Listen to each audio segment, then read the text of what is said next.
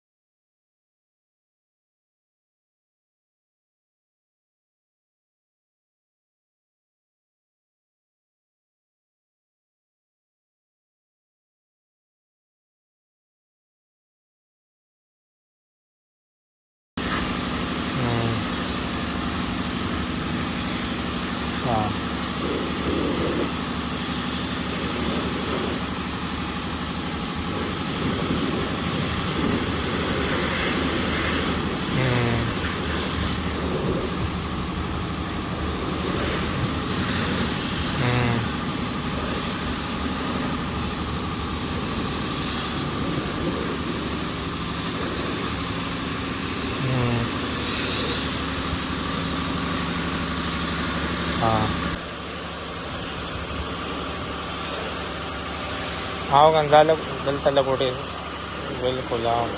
هغه پوردا د هدایت الله په کار شي که نه، نو دا ده چې بیا دومره مسله به نه وي، انشاءالله ترتیب به بیا سب دغه کېږي.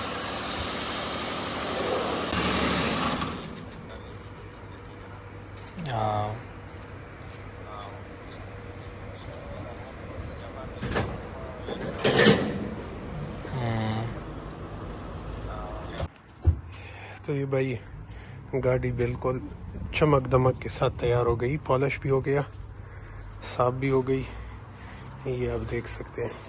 ٹائر بھی بالکل کالے ہو جاتے ہیں پالش، اور ویل کا بھی چمک نکل آتا ہے۔ لائٹوں پر بھی آپ یہ کوئی مسئلہ نہیں، شیشے پر بھی، یعنی ساری گاڑی کا پالش ہو جاتا ہے اور سارا چمکتا نکل آ جاتا ہے۔